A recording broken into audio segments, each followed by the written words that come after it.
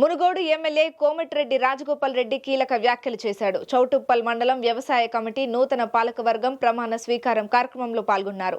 అధిష్టానం మంత్రి పదవి ఇస్తే దానిని బాధ్యతగా భావిస్తానని, యాదాద్రి జిల్లా అభివృద్ధిలో కృషి చేస్తానని ఆయన తెలిపారు. రాజగోపాల్ రెడ్డి ఏనాడు మంత్రి పదవి కోసం మాట్లాడలేదని, మంత్రి పదవి కోసం ఏనాడు కూడా అడుక్కోలేదని ఆయన ఆరోపించారు. నా విషయంలో కొందరు నాయకులు ఇది చెప్తే బాగుండదు, దుర్మార్గంగా ధర్మరాజులాగా ఉండాల్సిన జానారెడ్డి గారు కూడా మహాభారతంలో ధృతరాష్ట్రం పాత్ర పోషిస్తాడు. నాకైతే బాధ అనిపిస్తుంది.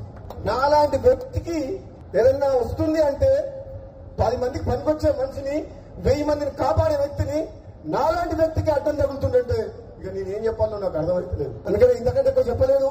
ఇప్పటికే చెప్పదలుచుకుని చెప్పిన మనసులో ఉన్నది చెప్పినా మరి నన్ను చూస్తే భయపడుతున్నారు అందరూ. నేను వస్తున్నట్టు బామ్మోడు వస్తే ఏం చేస్తాడో ఆయన మా మాట వింటాడో వినడో అనుకుంటున్నా ఏందో మరి. అధిష్టానమేమో ఇస్తా అంటుంది. ఆయన 20 ఏళ్ళు 30 ఏళ్ళు మంత్రి పదవి అనిపించారు. ఇప్పుడు వచ్చి గుర్తొచ్చింది రంగారెడ్డి హైదరాబాద్. ఏ మంత్రి పార్లమెంట్ సభ్యుని గెలిపించారు? చాలా మంది మంత్రులు తెలంగాణలో పార్లమెంట్ కు ఇన్ఛార్జ్ పెట్టిన మంత్రిని. కానీ భువనగిరి పార్లమెంట్ కు మంత్రి ఇన్ఛార్జ్ రాలే, ఒక ఎమ్మెల్యేగా ఇన్ఛార్జ్ పెట్టింది కాంగ్రెస్ పార్టీ. అన్ని పార్లమెంట్లకు ఇన్ఛార్జ్ మంత్రులను పెడితే మరి నిజంగా నాకే కెపాసిటీ లేకపోతే, నాకే ధైర్యం లేకపోతే, నాకే మంచి పేరు లేకపోతే, నేనే గెలిపించే శక్తి లేకపోతే ఎందుకు ఇన్ఛార్జ్ పెట్టిండు నన్ను? అన్ని తెలంగాణ మొత్తం మంత్రులు ఇన్ఛార్జ్ పెట్టి భువనగిరికి ఎందుకు ఎమ్మెల్యేలు ఇన్ఛార్జ్ పెట్టిండ్రు? అంటే గెలిపించే సత్తా ఉంది, ప్రజల్లోకి పోతాడనే కదా.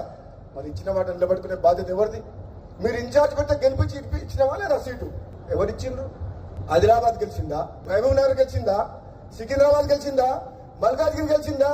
మేదక్ గెలిచిందా? కరీంనగర్ గెలిచిందా? ఈ మంత్రులను ఎక్కడ పోయిండ్రు?